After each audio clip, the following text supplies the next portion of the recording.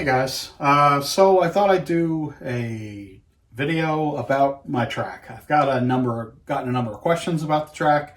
Obviously, I use Policar track. I feel it's the best track on the market. It's high grip, hard plastic track. What do I mean by hard plastic? I mean you can't really twist it. Scalextric is what generally is referred to as soft plastic track. Carrera is hard plastic track. SCX is soft plastic track. I prefer hard plastic track, and this has got a really high grip surface. The border pieces fit really well onto it, and yeah, so I've chosen to use this as my my own track here at home. So starting at the track connection piece, we have 3 straights. Okay. And then we have our 2 curves, and then a half straight, and then an R2 curve, and then we have the S's. And the S's are 1, 2, 3, 4, 5, 6, 7 R1 curves that are kind of back to front, except for the first 2 R1 curves. Okay. I have border the whole way around, because I'm not a great driver, do a lot of sliding. Yes, even at 9 volts, the cars do a lot of sliding. I set my track voltage fairly low. Here you see the power supply's right here. And I have the track voltage set.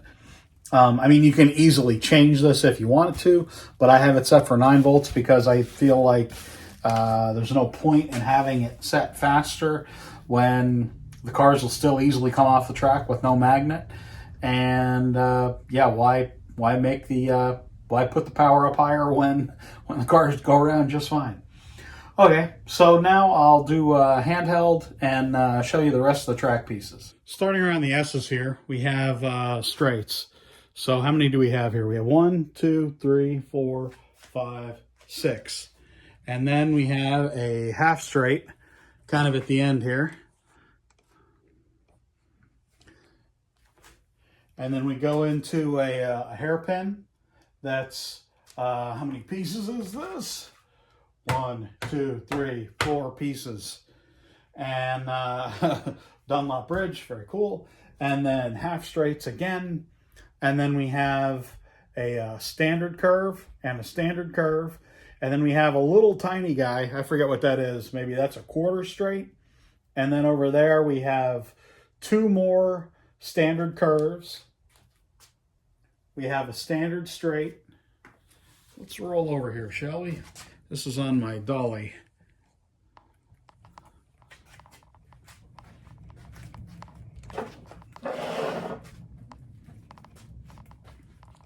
Yeah, here we go. That's better. You can actually see now. What a thought. What a thought. So a full straight, and then a quarter straight, and then a full straight. 2 standard curves right here in the corner. Half straight, full straight. These would be R2 curves. Yes, these are R2 curves over here in this corner too. I forgot to mention that. And then we have straights the whole way down. I mean, that's it's not really you know, it's not the most technical track. It's not the fastest track. It's pretty fast, actually. So, you know, this is not really a track for, like, serious, let me get the camera up here. It's not really a track for, like, serious, hardcore racing. It's just for me to have some fun on here at home. And it's a really good basic track to do some track testing on, because I have a decent long enough straightaway. It's on a 5 by 16 foot table, so I'm assuming the straightaway is somewhere around 12, 13 feet, something like that. So it feels like just about the end of the straightaway. Most of the cars are maxed out, unless it's like a high-end kind of a hobbyist car. Then obviously, you know, like a slotted or something like that, or an NSR, you know, you'd definitely be able to get those really wound up maybe even double the amount of straightaway here. But it's really, I really enjoy the track, and I really enjoy the surface on the track because, like I said before, pretty much everything sticks. Around this end, these are all foam tire barriers that are actually SCX barriers, and there's a little, it's hard for me to get out here. These are all connected, as you can see here. Oh yeah, I can get one out. There's like a bar underneath, and these little posts are where the barrels, the foam barrels, just kind of stick in. There's a little tab here also, so once you put that in place, this is meant for SCX track. This is not meant for Policar track, obviously, but it works really well pretty much with any track. So you stick that under here, and then you put these foam pieces back in place, and then I have these cones from Digital Racing Solutions, and I have those on the ends of the tabs here just to kind of hide them. And I don't know, I really like it. It's a lot of fun. So these foam barrels really give you a nice softer barrier that's right next to the edge of the track. These are better than the Carrera ones. The Carrera ones, well, there's one over here.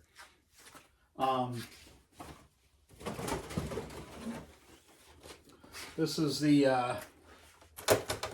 actually the prototype.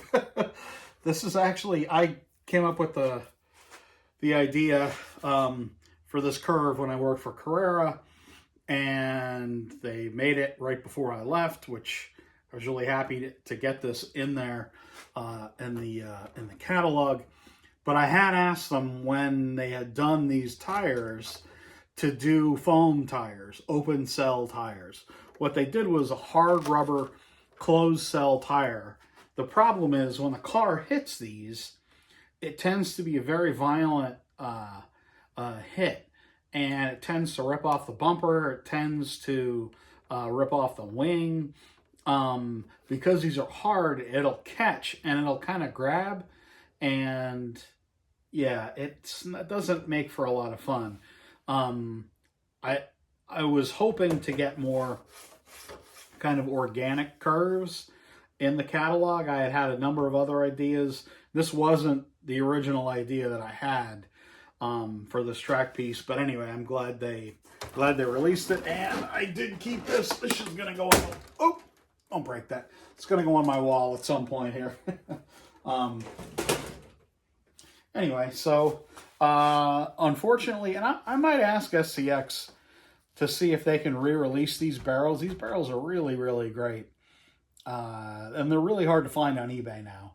But anyway, so I know this is not the best way to describe my track. You're going to say, Dave, why don't you have the picture with from the track planner that you can post? Because I didn't do a track planner. I don't use track planners.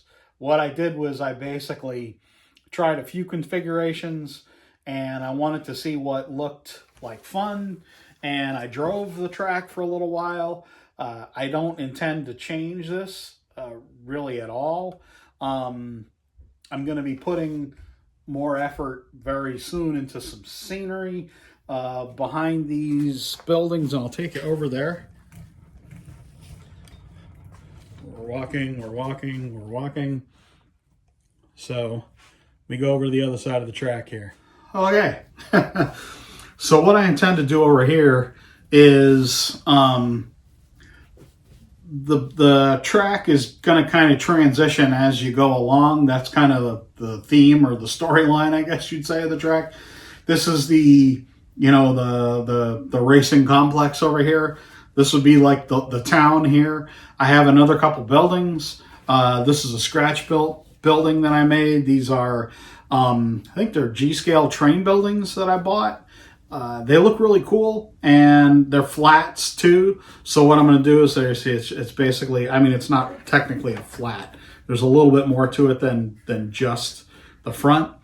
So what I'm going to do back here is there's going to be a mountain that's pretty much going to be from on right behind the racing complex, and it's going to come up behind here, and then it's going to kind of trail off, obviously, in this area here.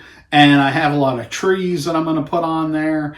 So it's going to be 1-inch foam insulation, and I'm going to start working on that project fairly soon. I think I have space to do it down here, but it's going to be messy. Anyway, so pretty soon what I'll do is I'll start a video about kind of how I do the cutting on foam insulation. It's going to use a 1-inch thick sheet, a 4x8 sheet of foam insulation as the basis for this. Going to cut it, sculpt it with a rasp. It's going to all be glued together with Elmer's glue or with a wood glue, because that works really, really well. And the whole thing's going to weigh nothing. And I'm going to paint it, and then I'm going to put ground foam down, and then trees, and I'm probably going to leave some flat spots for buildings. I'm going to get some small buildings, like maybe HO, just to do a little forced perspective. Yeah, so there you go. That's the update. Thanks, folks. See you all again soon.